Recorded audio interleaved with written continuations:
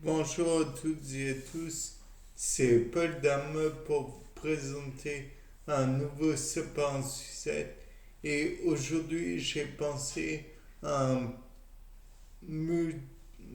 produit, pas uniquement un produit, un ensemble de produits qui pourraient éventuellement être utiles. Donc, dans le cas présent, ce serait tout d'abord pour faire des sutures, mais des sutures liquides, entre guillemets. Ce qui aurait peut-être l'avantage de raccourcir le temps utile au chirurgien, puisqu'il doit faire en sorte de ne pas léser trop les tissus et en même temps de ne... Enfin bref, je ne sais pas si ce que je vais proposer est envisageable, d'autant que peut-être que même l'idée est ridicule, mais elle a le mérite au moins d'avoir germé dans mon esprit. Donc, pour commencer, j'envisage qu'il serait utile de mettre de côté ou plutôt de mettre des barres lisses dans la plaie dans le sens où on retirerait tous les restes de cellules qui auraient été déchirées si c'est lors d'une intervention.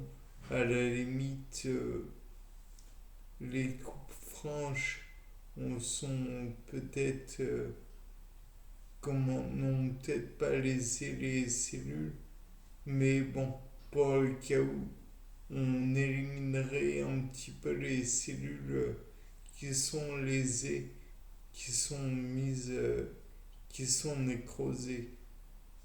De là, on pourrait éventuellement rapprocher les bords de l'ouverture pour, bien sûr, encore une fois, permettre une meilleure cicatrisation sans pour autant recoudre.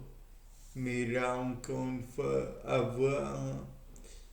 Puis ensuite, une fois que ce serait rapproché, on pourrait éventuellement mettre un produit désinfectant, mais désinfectant léger pour éviter qu'il n'y ait d'autres bactéries qui soient en même temps euh, mises dans le tissu.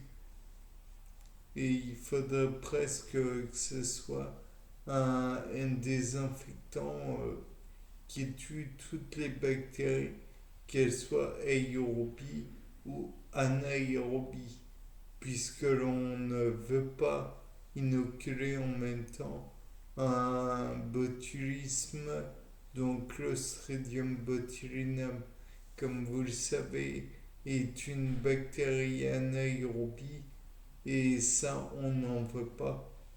Clostridium perfringens, on n'en veut pas non plus. Clostridium tetani n'est pas non plus la bienvenue et il en reste naturellement d'autres qui n'ont pas leur laissé passer dans les plaies. Par la suite, on pourrait ajouter un produit qui, non comptant, pourquoi non comptant, qui augmenterait la mitose et donc qui permettrait peut-être non pas de produire des tumeurs, mais de produire des d'augmenter peut-être le ratio de liquation de cellules pour refermer la plaie qui a été produite. Puis on pourrait rajouter des éléments permettant une meilleure liquation pour éviter tout hémorragie. Et enfin, on pourrait permettre de maintenir cette fermeture environ un cycle cellulaire, voire deux, afin de mieux de permettre l'ensemble de la résorption de se produire. Tout ça n'est naturellement qu'une hypothèse. Peut-être que c'est impossible, peut-être qu'il faudrait rajouter des désinfectants, il faudra naturellement surveiller cette nouveauté, dira-t-on, et aussi éviter les inflammations. Ce serait bête de produire ce que l'on ne veut pas, à savoir un rejet complet de cette